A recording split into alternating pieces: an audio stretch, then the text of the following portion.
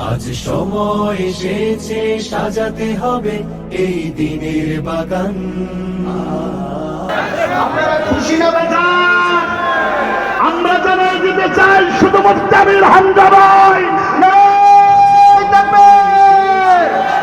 মূর্তি আমির হামজা ভাইয়ের আগমন নীলফামারীর পক্ষ থেকে, কাঞ্চনপাড়ার পক্ষ থেকে, নদীবাড়ির পক্ষ থেকে, জেলখানা কারাগারবাসীর পক্ষ থেকে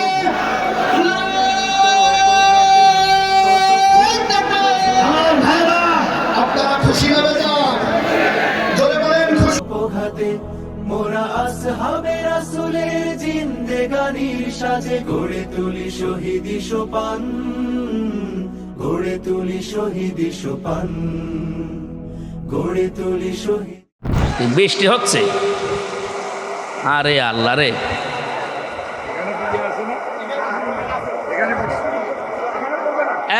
এইদিকে সব সরে আসেন, এখানে বৃষ্টি হবে না। এদিকে সরে আসেন, এদিকে সরে আসেন, আসেন আসেন। সুবহানাল্লাহ আলহামদুলিল্লাহ লা ইলাহা ইল্লাল্লাহ। এখানে বড় মসজিদ নয়, মসজিদে গেলেই তো ভালো। ভিজে যাবে না, এখানে পড়বে না, পানি পড়বে না এখানে। তো এইভাবে দাঁড়িয়ে কথা বলা যায়? আমার এগুলো তো এখন 1-1.5 ঘন্টা লাগবে, যত লিখেছি আজকে। এমন সময় বৃষ্টি আরম্ভ হয়ে গেছে। আগে থেকে তো কিছু একটু হাঁসফাঁস তো করবেন, আমি তো মনে করছি ভালোই আছে। আমাদের এমপি সাহেব চলে এসেছে, আর আমরা আয়াত তো এখন শেষ করতেও পারছি না, কেবল শুরু করলাম। নীলফামারী জেলার সদর থানার অন্তর্গত নদীবাড়ি, এখানে আল্লাহ জান্নাতের যে সমস্ত নিয়ামতের কথা আছে, এগুলো যদি কেউ পেতে চান, জান্নাতের নিয়ামতের কথা কোরআনে সাজানো আছে না? এতে আছে। অত আয়াত তো বলা সম্ভব না। উনি এক কথায় বললেন যে এই নিয়ামতগুলো কেউ যদি পেতে চায়, তাহলে তাকে প্রতিযোগিতা আরম্ভ করা লাগবে। পৃথিবীতে বিভিন্ন জিনিসের জন্য প্রতিযোগিতা হয় না? জান্নাত পাওয়ার জন্যও আল্লাহ প্রতিযোগিতা সৃষ্টি করার জন্য আমাদেরকে উদ্বুদ্ধ করছেন। খিতামুহু মিসকুন, এটা মুখ ঢাকা থাকবে, যেখান থেকে আপনাকে আল্লাহ পান করাবে। ফি যালিকা ফালিয়াতানাফাসিল মুতানাফিসুন। সুতরাং প্রতিটি প্রতিযোগীর জন্য উচিত তারা যেন এই জান্নাতের নিয়ামত যেটা পান করানো হবে, এখনো এর মুখ খোলা হয়নি, তাসনিম বলা হয় যেটা, এটার জন্য যেন প্রতিযোগিতা করে মানুষ। ওনার প্রশ্ন ছিল এখানে যে এইতে তাসনিম, জান্নাতের ঝর্ণা ধারার একটা নাম, এখান থেকে পানি পান করানো হবে জান্নাতি মানুষদেরকে। এত দামি পানি, এটা পৃথিবীতে দামি পানির নাম বলেন তো আপনারা? সবচাইতে বেশি দামি পানির নাম কি? ওইটা আমিও বলেছিলাম। আমি আপনার মতো হুজুর তো, আমি একবারই বলে ফেলেছি জমজম। জমজম 1 গ্লাস বা 1 লিটার কয় টাকা নেবে? বাংলাদেশের টাকায় খুব বেশি হলেও 100 টাকা নেবে। আপনি 1 গ্লাস বা 1 লিটার জমজমের পানি, এই যে সৌদি আরবে 5 লিটার করে বিক্রি করে, সেই হিসাবে 1 লিটার কিনতে খুব বেশি হলেও 100 টাকা লাগবে। এই পৃথিবীতে এখন একটা পানি আছে যেটা 1 বোতল 100 টাকা না, বাংলাদেশের টাকায় 3.5 লাখ টাকা দাম। এর নাম হচ্ছে অ্যাকোয়া ক্রিস্টোলা। ওই নীতা আম্বানি আছে না ভারতের, এই মহিলা পান করে। আমি ওর জীবনী পড়তে গিয়ে হিসাব করে দেখলাম যে মহিলা যে পানি খায় প্রতিদিন, অন্তত যদি সারাদিন সারা রাত মিলে 3 লিটারও খায়, 3.5 লাখ টাকা যদি হয় বোতলের দাম, আপনি বলেন না 55 লাখ, 55 লক্ষ টাকা দাম, না 55 লাখ না 55,000, মানে পুরাটা তথ্যটা আমার এখন মনে নেই, পড়েছিলাম অনেকদিন আগে। তো সেই হিসাবে যদি 55,000ও ধরা হয় এক একটা লিটার পানির দাম, 3 লিটারের দাম কমপক্ষে 1.5 লাখ টাকা। একটা মানুষ 1.5 লক্ষ টাকার পানি পান করে প্রতিদিন। আমি মৌলানার মতো সেই বলে ফেলেছি যে জমজম, উনি হেসে ফেলেছি যে জমজম পানির দাম কত হবে আপনাদের তুলনায়। আমার বাংলাদেশে টাকার যে মান এটা অনুযায়ী আমি 100 টাকা বলেছিলাম। উনি তখন এই তথ্যটা পড়ার জন্য উদ্বুদ্ধ করলেন। তা আমি আলেম হিসাবে বলতে চাই, আলেমের প্রথম সংজ্ঞা আপনাকে চিন্তাশীল হওয়া লাগবে। আফালা ইয়াতাদাব্বারুন আল কোরআন, কি হয়েছে তোমাদের? কোরআন শরীফ নিয়ে কেউ চিন্তা ভাবনা করো না। সানুরিহিম আয়াতিনা ফিল আফাকি ওয়া ফি আনফুসিহিম হাত্তা ইয়াতাবাজ্জানা লাহুমুল হক। আল্লাহ বলেন আমি অতি শীঘ্রই এই পৃথিবীতে, আফাক মানে এই যে পৃথিবী, দিক দিগন্তে এবং মানুষের শরীরের ভেতরে যেগুলো দিয়েছি, এর ভেতরে যে শিক্ষাগুলো আছে, দিন যত যাবে এটা স্পষ্ট হতে থাকবে। আমি আল্লাহ এগুলো এই কারণে দেখাবো যে আমি যে সত্য বিধান নাজিল করেছি মানুষ যেন এটা জানে। তাহলে আমাদের আলেমের প্রথম কাজ হওয়া দরকার এই পৃথিবীর সবচাইতে দামি গ্রন্থ কোরআনে কারিমের চিন্তাশীল হওয়া। এটা দিন দিন কমে যাচ্ছে। কোরআন নিয়ে চিন্তা ভাবনা হয় না। এই দেশে চিন্তা হয় লালনের মাজার নিয়ে। লালনের মাজারে কত মন গাঁজা খাওয়া হয়, গোলাপসার মাজারে কত মন গাঁজা পাওয়া যায়, এই নিয়ে গবেষণা হয়। পিএইচডি করে মানুষ তার জীবনে নিয়ে। অথচ কোরআনের একটা শব্দ নিয়ে গবেষণা করার দরকার ছিল না আমাদের। আপনি একটা শোজ বানাতে পারেন না গবেষণা করি, একটা গ্লাস বানাতে পারেন না, মানুষ তো পানি খেয়ে বাঁচতে পারতো। শোজ বানালে কাপড় চোপড় সেলাই করে অন্তত ইজ্জত আবরু ঢাকতে পারতো। এগুলো নিয়ে আজ আমাদের আলেমদের কোনো চিন্তা ভাবনা গবেষণা নেই। গবেষণা কি? শুধু কার পেছনে লেগে থাকা যায় এই গবেষণা। সুতরাং আলেম হওয়ার জন্য এই 1 নাম্বার, এটা আমি বানিয়ে বলছি না, ইমাম ইবনে তাইমিয়া রহমতুল্লাহ আলাইহি উনি ওনার কিতাবে দিয়েছেন। কেউ আলেম বলে যদি দাবি করতে চায় তাকে কোরআন নিয়ে চিন্তাশীল হওয়া লাগবে। 2 নম্বরে আল্লাহর অবাধ্য চারিতা যেগুলো আছে, এই অবাধ্য কাজগুলো আপনাকে জেনে বুঝে ছেড়ে দেওয়া লাগবে। 3 নম্বরে আল্লাহর ইবাদতে নিজেকে নিমগ্ন করা লাগবে। এই যে 3টা বিষয় নিয়ে আসলাম সামনে, আপনি যদি কোরআন কেন্দ্রিক না থাকেন, জীবন না চালান, আপনি এই 3টার একটাও পারবেন না। আল্লাহ রাব্বুল আলামিন বলেন ওমান আযলামু মিম্মান কাতামা শাহাদাতান ইনদাহু মিনাল্লাহ ওয়ামাল্লাহু বিগাফিলিন আম্মা তা'মালুন।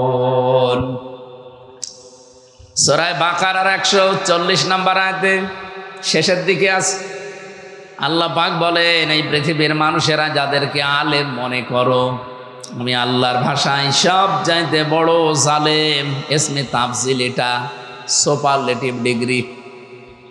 আল্লাহর ভাষায় এই পৃথিবীতে ওর চাইতে বড় জালেম আর কেউ নেই।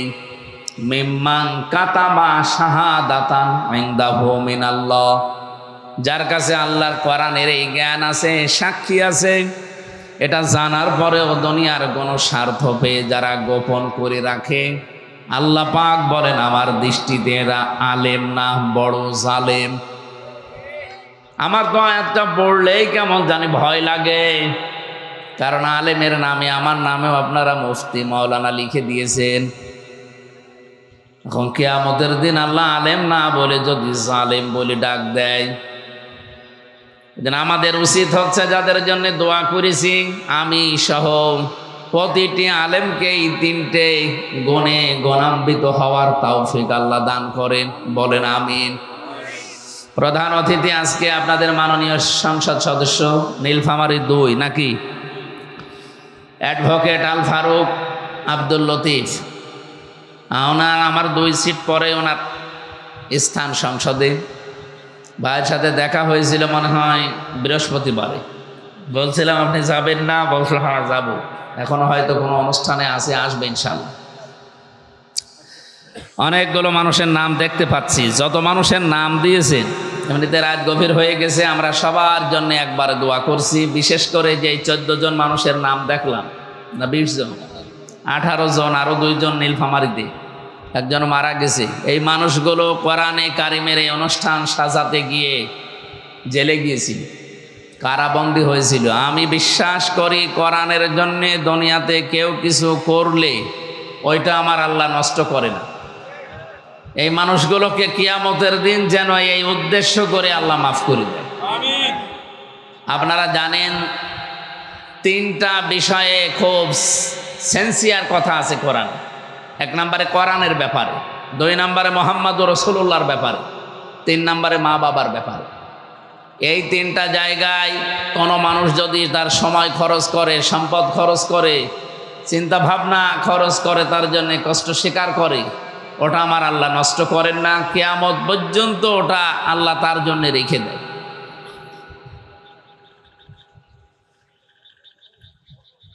কোরআনের জন্য এই পৃথিবীতে কেউ কিছু করেছে আর আল্লাহ ওইটার প্রতিদান দেয়নি, এমন ঘটনা আমি পাইনি।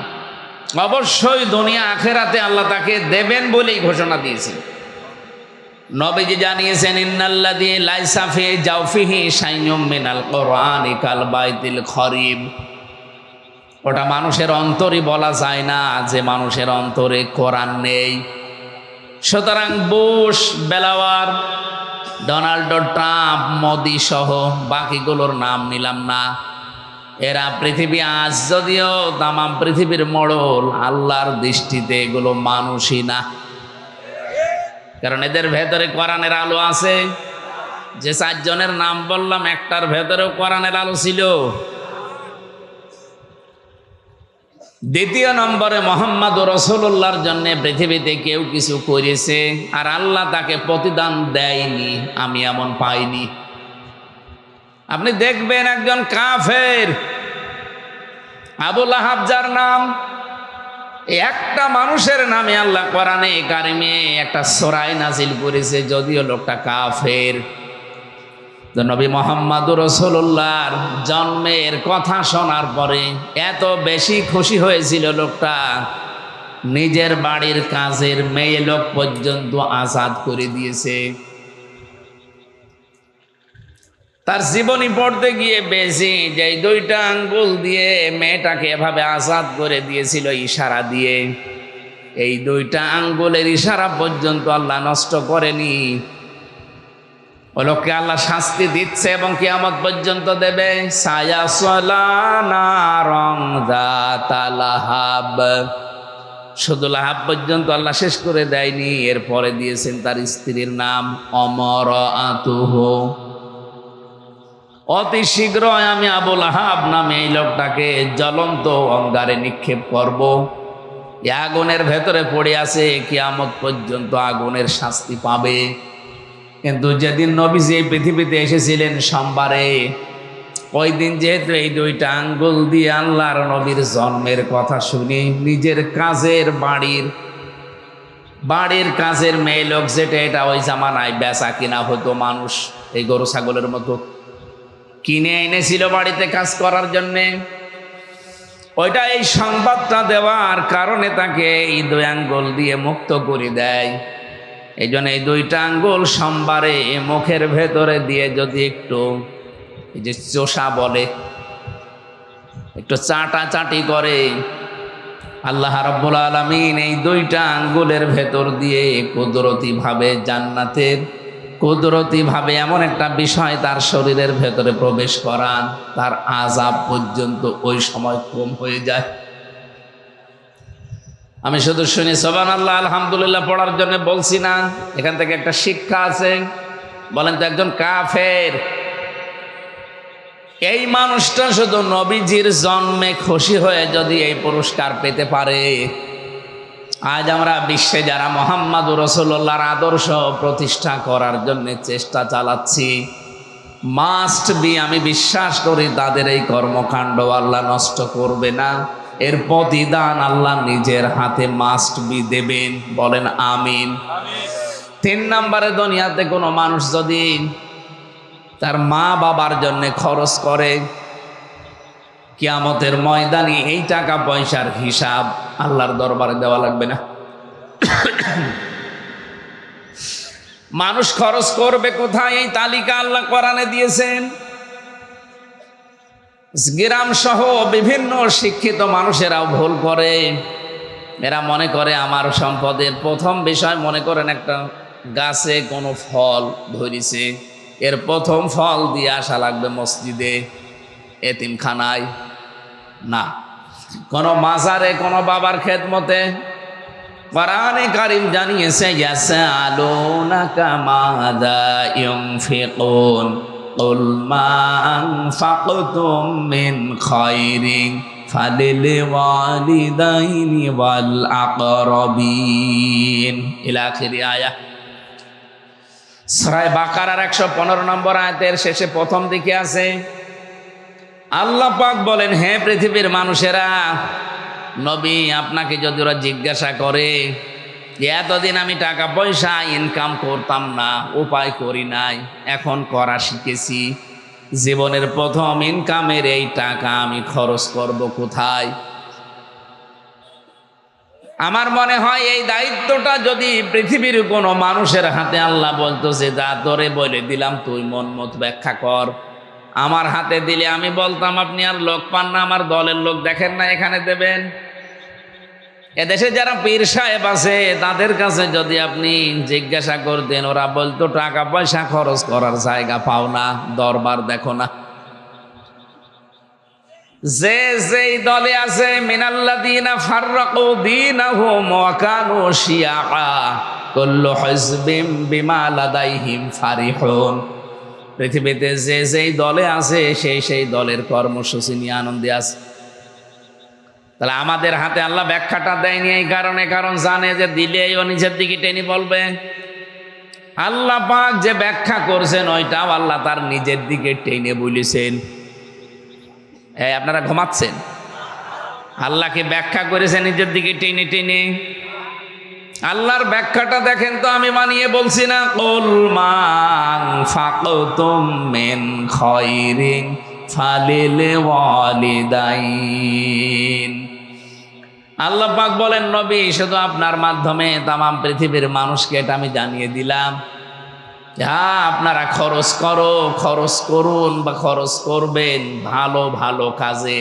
এই ভালো কাজ কোনটা? আমি বললাম আমাদের হাতে ব্যাখ্যা দিলে আমরা ভালো কাজের সিস্টেম বের করে ফেলতাম, কিন্তু আল্লাহ পাক ভালো কাজের ব্যাখ্যায় প্রথম নাম্বারে যাদের নাম দিয়েছেন তারা আপনার মা আর বাবা। এর ব্যাখ্যা করতে গিয়ে ইমাম আলুসি রহমতুল্লাহ আলাইহি উনি লিখেছেন, কোন মানুষ যদি তার মা বাবার প্রয়োজন পূরণের জন্যও খরচ করে, কিয়ামতের দিন ওই টাকাটার হিসাব আল্লাহ কিয়ামতে নেবেন না। কোরআন শরীফের ভেতরে 3টা বিষয় বেশি আলোচিত হয়েছে, আর একটার সাথে আর একটা আল্লাহর সম্পর্কিত রিলেটেড করে দিয়েছেন। একটা মানবেন আর একটা মানবেন না, আপনি যেন প্রথমটাও মানেননি। কোরআন পড়ি আমি এই 3টা বিষয় সবচাইতে বেশি পেয়েছি। এদিকে তাকান, আমি ক্লাস করাচ্ছি আপনাকে। এ পৃথিবীতে সবচাইতে বেশি এই 3টা বিষয় আজকে আপনার ক্লিয়ার হয়ে যাবে। যেখানে আপনি দেখবেন এতাআত শব্দটা আছে আল্লাহর জন্যে, সঙ্গে সঙ্গে আল্লাহ তার নবীজির নামটা ওখানে জুড়ে দিয়েছেন, আতিউল্লাহ ওয়া আতিউর রাসূল ইলা আখিরি আয়াত। কোরআন যেখানে দেখবেন এতাআত শব্দটা যেখানে আল্লাহ তার নিজের নামে দিয়েছেন, সঙ্গে সঙ্গে রাসূলুল্লাহর নাম যোগ করে দিয়েছেন। এখান থেকে মুফাসসিরিন ইকরাম শিক্ষা বের করেছেন, এটা আপনি আল্লাহর এতাআত করেন, সঙ্গে সঙ্গে নির্দেশ রাসূলুল্লাহর এতাআত করা লাগবে। আপনি আল্লাহর আনুগত্য করেন ঠিক আছে, কিন্তু রাসূলুল্লাহর আনুগত্য আপনার জীবনে পাওয়া যায় না, আপনি যেন আল্লাহর আনুগত্য করেন না। আমি শুধু থিওরিটা বললাম, আপনার প্র্যাকটিক্যাল লাইফে আপনি মেলাবেন। দ্বিতীয় নাম্বারে যেখানে আপনি আল্লাহর নাম পাবেন শুকরিয়া আদায় করো, সেখানেই দেখবেন সঙ্গে সঙ্গে আল্লাহ মার বাবার নাম দিয়ে দিয়েছেন। আনিশে করলি ওয়ালি ওয়ালিদাইকা ইলাইয়াল মাসির। কোরআন পড়ে আমার মাথার ভেতরে আমি এইটাই পেয়েছি, যেখানে শুকরিয়া আদায় করো আল্লাহ আর সঙ্গে সঙ্গে নাম আছে মা বাবার।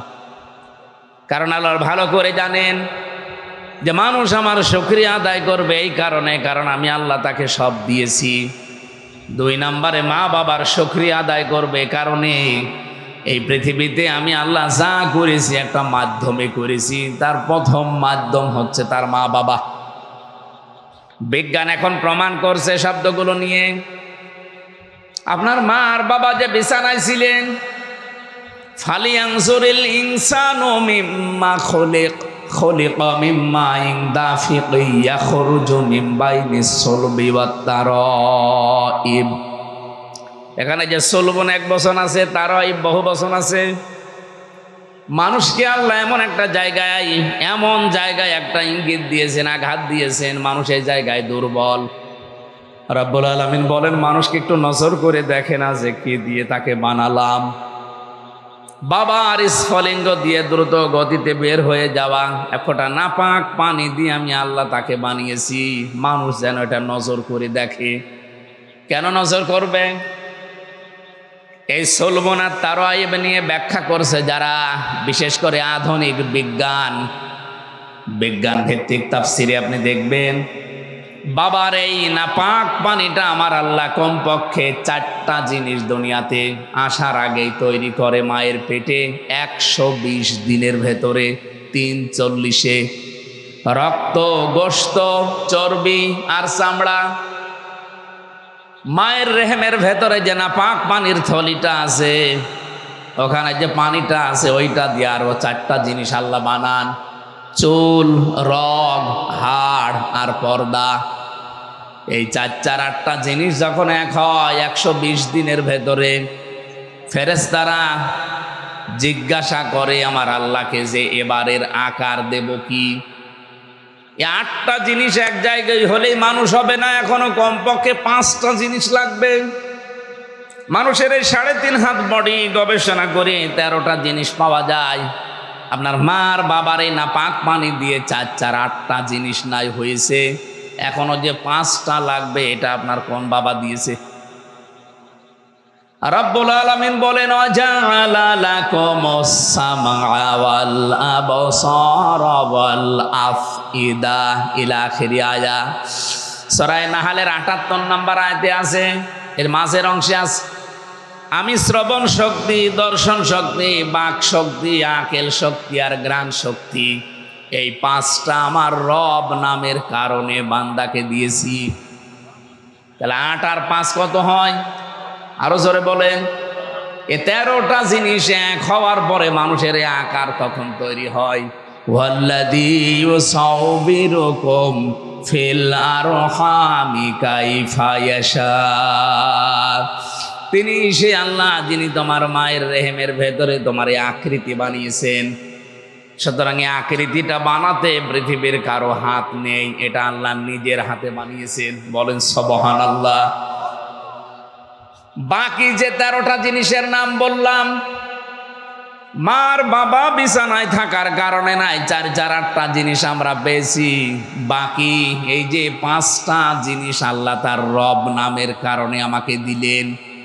একটা বারের জন্যেও কি মানুষ ভেবেছে এই 5টার একটাও যদি আল্লাহ কম দিত, হ্যাঁ আমি দুনিয়াতে আসতাম হামজা হয়ে, কিন্তু পূর্ণাঙ্গ হয়ে না। আমাকে যদি আল্লাহ শ্রবণ শক্তি না দিত, দুনিয়ায় আসতাম আমি বধির হয়ে, ওই যে কালা বলে। যদি দর্শন শক্তি আল্লাহ না দিত আমাকে মায়ের পেটে, দুনিয়ায় আসতাম আমি কিন্তু অন্ধ হয়ে। অনেক অন্ধ আসে না দুনিয়ায়? যদি বাক শক্তি না দিত দুনিয়ায় আসতাম কি বলে ওটারে, বাবা গঙ্গা। মানুষ আপনাকে ডাকতো ঠিক হামজা বলে, কিন্তু বলতো কানা হামজা। কি যে বেশি এই চোখের কারণে মাঝে মাঝে চোখ বন্ধ করে আপনি দেখবেন তামাম পৃথিবীর সব চাইতে বড় দামি নিয়ামতের নাম হচ্ছে চোখ। মানে যার যেটা নেই তার কাছে ওইটা সব চাইতে দামি। কুমিল্লাতে এক মাহফিলে খাবার খাচ্ছিলাম, পাশে দেখে এক অন্ধ, মানে বসিয়েছে সবাইকে লাইন দিয়ে। হঠাৎ বিদ্যুৎ চলে গেল। আমরা যারা চোখওয়ালা মানুষ চিল্লা পাল্লা করছি, তাড়াতাড়ি জানাটার চালু করেন। লম্প বা হারিকেন নিয়ে আসেন, মোমবাতি জ্বালান। অন্ধ দেখি পাশ থেকে আমার ডান হাত চেপে ধরিস, আমারে বলছে মাওলানা চিল্লান। মাত্র 2 মিনিট কারেন্ট চলে গেছে, আপনারা চিল্লান। অথচ আজ 42 বছর আমার জীবনে কারেন্ট নেই। আমি ছোটবেলায় দেখতে পেতাম, কিন্তু হাম হয়ে আমার চোখ নষ্ট হয়ে যায়। আজ 42টা বছর দুনিয়ার জীবন আমার কাছে কবরের মতো মনে হয়। ওই দিন অন্ধ আমাকে একটা তথ্য জানিয়েছিল যে আপনাদের চোখ যাদের আছে এরা তো হয়তো অন্তত দিনের বেলা দেখেন, স্বপ্নে দেখলেও ঘুমিয়ে থাকলে কিছু দেখেন, কিন্তু আমরা যারা অন্ধ দিনের বেলা রাতের বেলা তো দেখেই না, ঘুমিয়ে থাকলেও দেখি না, শুধু আওয়াজ শুনি। আমি ওই দিনই ভেবেছিলাম আল্লাহ পৃথিবীতে কিছু যদি আমাকে না দাও, চোখ দিয়েছো এর জন্য কিয়ামত পর্যন্ত সেজদা দিলেও শুকরিয়া আদায় হবে না। তাহলে আল্লাহর শুকরিয়া আদায় করা লাগবে কেন? আপনি টের পেয়েছেন যত নিয়ামত দিয়েছে এভাবে একটা একটা করে, ওয়াইন তাউদ্দু নি'মাতাল্লাহি লা তুহসুহা, যদি কেউ আল্লাহর নিয়ামত গণনা করতে শুরু করে কোনোদিন শেষ হবে না। রব্বুল আলামিন বলেন আমি আল্লাহর নিয়ামতের শুকরিয়া আদায় করে এই জন্য এগুলো তোমাকে দিয়েছি। মা বাবার শুকরিয়া আদায় করা লাগবে এই জন্য যে দুনিয়ার মুখ তাদের কারণে তুমি দেখেছো। তোমাকে তো আকাশ থেকে আমি ফেলে দেইনি, শুধু আদম আর হাওয়া বাদ দিয়ে পৃথিবীতে প্রত্যেকেই হয় মায়ের পেট থেকে এসেছে। হযরত ঈসা নবী শুধু বাবা ছাড়া, বাকি আজ পর্যন্ত কোনো মানুষ বাবা ছাড়া মা ছাড়া দুনিয়ায় আসতে পেরেছে। এই জন্য এখান থেকে একটা শিক্ষা কোরআন দিতে চাই। এই এদিকে তাকান, আপনাদের আমাদের যাদের মার বাবা বেঁচে আছে আল্লাহর শুকরিয়া আদায় করেন। আমরাও দেখি পানি খাওয়ার পরে দেখি বলে ওয়াসাকাহুম রাব্বুহুম শারাবান তাহুরা, কোন নিয়ামত ভেতরে দিয়েই বলে আলহামদুলিল্লাহ, হ্যাঁ শুকরিয়া আদায় করেন। পাশাপাশি মা বাবা যাদের আছে তাদের প্রতিও কৃতজ্ঞ থাকা লাগবে, শুকরিয়া আদায় করা লাগবে। এখন মা বাবার শুকরিয়া কি? আমার তেলাওয়াতকৃত আয়াতের ভেতরে পয়েন্টগুলো আছে, আমরা যাব। 3 নাম্বার যেটা বোঝাতে চাই, পড়া কোরআনে আল্লাহ যেখানে নামাজের কথা বা সালাতের কথা দিয়েছেন, সঙ্গে সঙ্গে দিয়েছেন যাকাতের কথা। আকিমুস সালাতা ওয়া আতাবুজ যাকাত, যাকাত নামাজ আদায় করো বা নামাজ কায়েম করো, যাকাত আদায় করো। প্রাণপ্রিয় নীলফামারীবাসী, এটা রেকর্ড হচ্ছে, তামাম পৃথিবীর মানুষকে আমি জানাতে চাই, বিশেষ করে এই বাংলাদেশের 56,000 বর্গ মাইলে যারা আছি, নামাজ আপনি পড়েন আমিও দেখি, নামাজ আপনি কায়েম করার জন্য চেষ্টা করেন এরা আমি দেখি, কিন্তু আতুজ যাকা এই শব্দটা আজ বাংলাদেশের 100 জনের প্রায় 70 জন আমরা বিশ্বাস করলেও মানি না। যাকাত ফরজ হয়ে পড়ে আছে, ওর খবরও নেই, অথচ নামাজও ফরজ, যাকাতও কি? বলেন বলেন। কোরআন শরীফে এত কঠিন কথা যাকাত ছাড়া অন্য কোনো বিধানের ব্যাপারে আমি পাইনি। কোন মানুষ যদি যাকাত আদায় না করে তা ফরজ হওয়ার পরেও আমার আল্লাহ এত বেশি তার উপরে রেগে যান। সূরা তাওবার ভেতরে শাস্তির ধরনও দিয়েছেন। এর এই সম্পদগুলো কিয়ামতের দিন আল্লাহ জাহান্নামের আগুন দিয়ে গরম করবে। শুধুমাত্র গরম করে শেষ করে দেবে না, ওই গরম করা বিষয় তার শরীরে, পিঠে, মুখে, এই বুকের পাঁজরের উপরে আল্লাহ দাগ দেবে ফেরেশতা দিয়ে। এটা সারা জীবন শুনেছি, শুধু একটু নিজের প্র্যাকটিক্যাল নিয়ে জানতো। প্র্যাকটিক্যালে যদি নিয়ে গিয়ে দেখেন যে একটা রড গরম করা, মনে করেন আপনার সম্পদ সোনা রূপা রডের মতো বানিয়ে গরম করে আপনার পিঠে আর বুকে সেকা দেবে, কোন সম্পদ? যেটা মায়ায় মহাব্বতে আপনি যাকাত দেননি। এইরকম ধরনের মানুষ বাংলাদেশে নেই, এক কথা বলা লাগবে। যাকাত ভিত্তিক অর্থনীতি যদি বাংলাদেশে আমরা চালু করতে পারতাম, এবার বাজেটে যে ঘাটতি দেখা যাচ্ছে 3 লক্ষ কোটি টাকা ঘাটতি বাংলাদেশের বাজেটে, এখন এই ঘাটতিটা থাকতো না। দেশের ব্যাংকিং ব্যবস্থায় বাইরের দেশ থেকে এরকম ধার করা লাগতো না। এত বড় বাজেট দিয়েছেন কেন আমরা বুঝে ফেলেছি, কারণ এর আগে বড় বড় বাজেট দিয়ে বড় বড় মেগা চুরি করতে তারা পেরেছিল। আমরা চাই যতটুকু আপনার সামর্থ্য আছে আপনি ততটুকু দেন। বলেন তো, ধার করে ঘি খাওয়ার চাইতে নিজের যা আছে কচুর শাক দিয়ে খাবার খাওয়া ভালো। ধার করে ঘি খেতে যাচ্ছে, ও ধার সব দেওয়া লাগবে না। বাংলাদেশে এখন যে আয়, আমরা তো বাজেট নিয়ে পড়াশোনা করে দেখতে পাচ্ছি এই দেশে এখন সর্বোচ্চ টাকা কালেকশন হতে পারে কর দিয়ে, রাজস্ব দিয়ে সরকারের 6 লক্ষ কোটি টাকা, এর উপরে যাওয়া সম্ভব না। কিন্তু বাকি যে আপনি 9,30,000 কোটি টাকার বাজেট দিলেন, এই টাকা কি ফেরেশতারা দিয়ে যাবে? বিরোধিতা করার জন্য করছি তা না, বাস্তব এটা। জীবনও ঠিক হয়নি আপনার। এই মারিং কাটিং গুলো করার জন্য যারা চেষ্টায় আছেন তাদেরকে আহ্বান জানাচ্ছি, জাকাতের মতো ফরজ বিধান কালকেই সংসদ বসবে।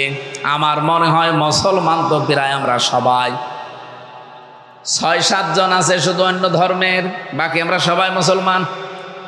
আমরা চাই কালকে অন্তত যারা কথা বলার সুযোগ পাবে তারা যেন অন্তত এ কথা বলে যে মাননীয় স্পিকার, আমরা এই দেশে 92% মুসলমান জাকাত ভিত্তিক অর্থনীতি দেখতে চাই।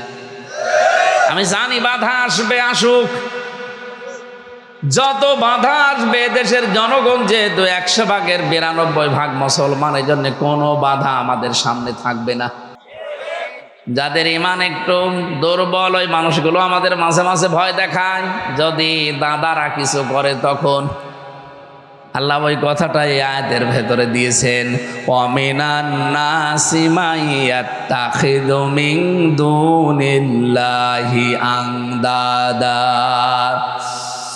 সূরা বাকারার 165 নম্বর আয়াতের অর্ধেক পড়েছি।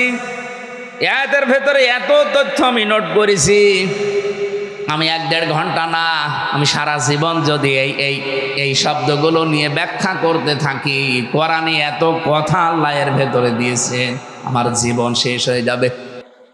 আল্লাহ বলেন মানুষের ভেতরে এমন বহু মানুষ হে নবী আপনি পাবেন, মাইয়াত্তাখিযু মিন দুনিল্লাহ, যে মানুষগুলোকে আল্লাহ পাককে যেভাবে গ্রহণ করা দরকার ওইভাবে করে দুনিয়ার অন্যান্য সৃষ্টিকে তারা গ্রহণ করেছে। ইউহিব্বুনাহুম কাহুব্বিল্লাহ, আল্লাহকে যেভাবে ভালোবাসা দরকার ওই ভালোবাসা দুনিয়ার অন্য কাউকে তারা দিয়ে দিয়েছে। আজ বাংলাদেশের নামধারী মুসলমান, আমি তো নাম নিতে এখন আর চাই না, কারণ নাম নিলে শয়তানদের নাম মুখে আনা লাগে, এজন্য নাম নেই না। আর এদেশে বহু হাবিলের বহু কাবিলের ভাইরা ভাই তৈরি হয়ে গেছে। কাবিলের জীবনী পড়ে আমি যতটুকু বেশি তার সামারাইজ, এটা কি এমপি সাহেব এসেছে? হ্যাঁ, বসতে দিন। আপনাদের অভিভাবক আমাদের এমপি সাহেব চলে এসেছে, আলহামদুলিল্লাহ। সুবহানাল্লাহ আলহামদুলিল্লাহ।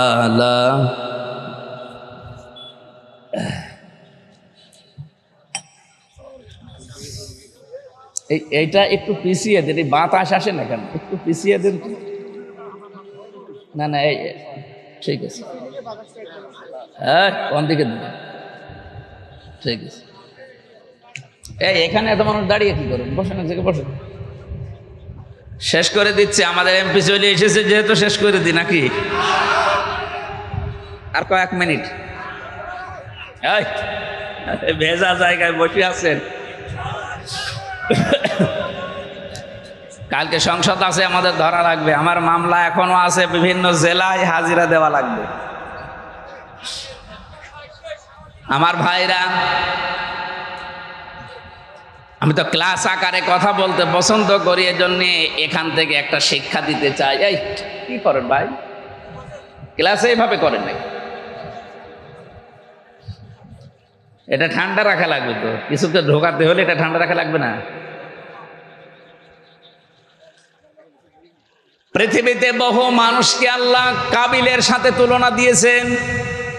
রব্বুল আলামিন বলেন আতলু আলাইহিম নাবা আবনাই আদামা বিল হক ইয ক্বাররাবা কুরবানান ফাতুকব্বিলা মিন আহাদিহিমা ওয়া লাম ইউতাকাব্বাল মিনাল আখার قال لأقتلنك قال إنما يتقبل الله من المتقين সূরা মায়দার 27 নম্বর আয়াতে দেখবেন। আমি আয়াতটা পড়ে বাংলাদেশের সাথে এখন মিলিয়ে দেখলাম এই দেশের সাথে খাপের খাপ মমতাজের বাপ মিলে গেছে। হ্যাঁ, ও এখানে মমতাজ বসে আছে। এটা সেই পৃথিবীর প্রথম যুগের কাহিনী আল্লাহ আমাদেরকে শুনিয়েছেন।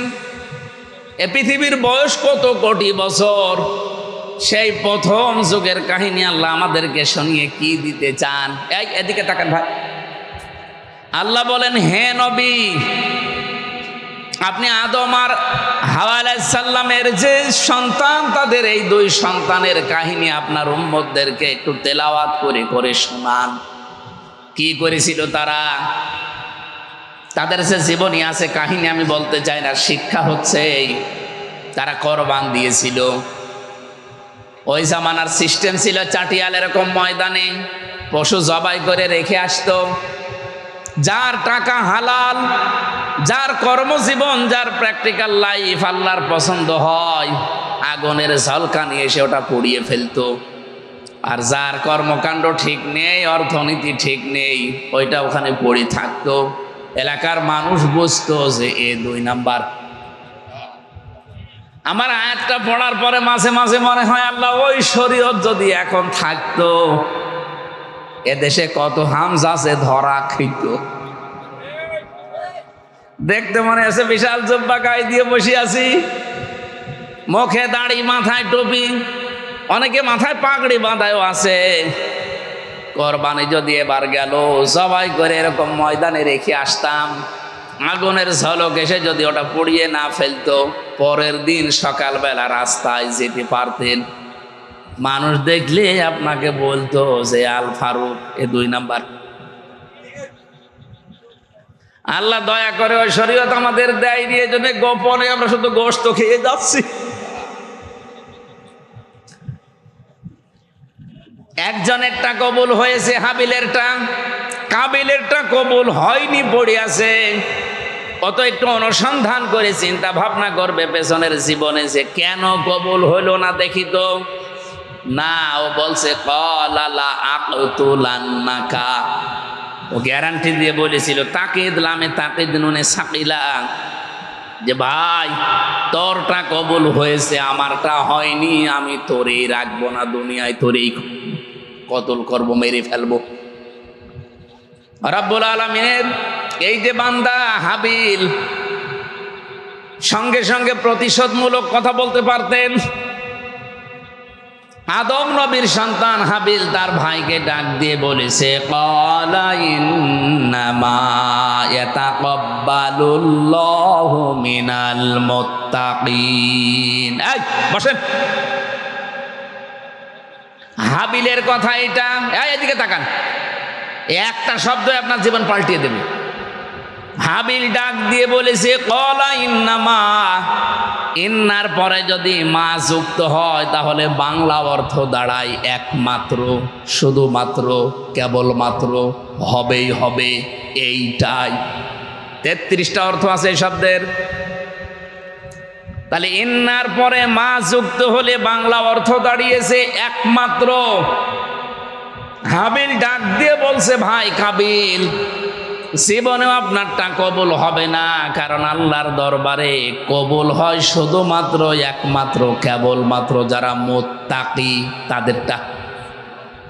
আপনি মুত্তাকি হতে পারেননি, জীবনকে এখনো সংযমী করতে পারেননি, নিজের জীবনের উপর এখনো কন্ট্রোল আনতে পারেননি। মন যা চাই তাই করেন, মুখে যা আসে তাই বলেন, না, জীবনেও আপনার জীবন আল্লাহর দরবারে কবুল হবে না। আজ বাংলাদেশের সাথে এই আয়াতটা আপনি মিলিয়ে বলেন, এদেশের বহু মানুষের কর্মকাণ্ড আমার এই দেশের সাধারণ মানুষ পছন্দ করে, মেনে নেয়, এই জন্যে তাদেরকে ভালোবাসে। আর এই ভালোবাসা দেখে কাবিলের অনুসারী যারা, কাবিলের প্রেতাত্মা যারা সহ্য করতে পারে না, ওদের কাজ চিন্তা ভাবনা করার দরকার ছিল যে আমারটা মানুষ গ্রহণ করে না, আমাকে ভালোবাসে না, আমাকে মানুষ পছন্দ করে না, কেন একটু অনুসন্ধান করি না। তোকে মানুষ ভালোবাসে কেন? এই জন্যে তোকে। বৃষ্টি হচ্ছে, আরে আল্লাহ রে,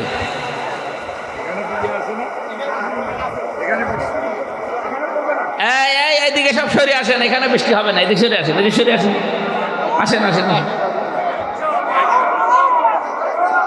সুবহানাল্লাহ আলহামদুলিল্লাহ লা ইলাহা ইল্লাল্লাহ। এখানে বড় মসজিদ নয়, মসজিদে গেলেই তো ভালো।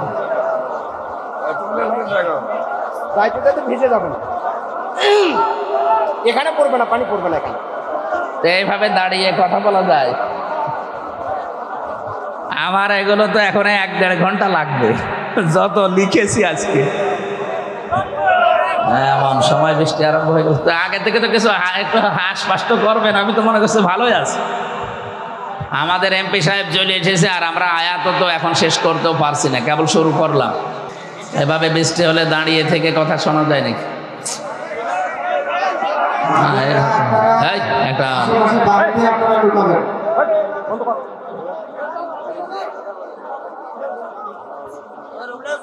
মেয়েদের মাথার উপরে তার এরকম পল্ল দেওয়া নেই। সম্মানিত মা বোনেরা, আশপাশে বাড়িতে যদি মানে এত রাত্রে বাড়িতে 12টা বাজে কেউ বাড়িতে যাইতে দেবে? আর 1-2টা মেয়ে লোক শুনলাম যে আরো অনেক বেশি। এই যে বৃষ্টি পড়ে, কি বলেন এখানে বৃষ্টি পড়ছে যে? এটার ভিতরে পড়বে না, না, মাহফিলের পরিবেশ এইভাবে থাকবে না, নষ্ট হয়ে যাবে। এখন বললেও একদিকে ঢুকে আর একদিকে চলে যাবে।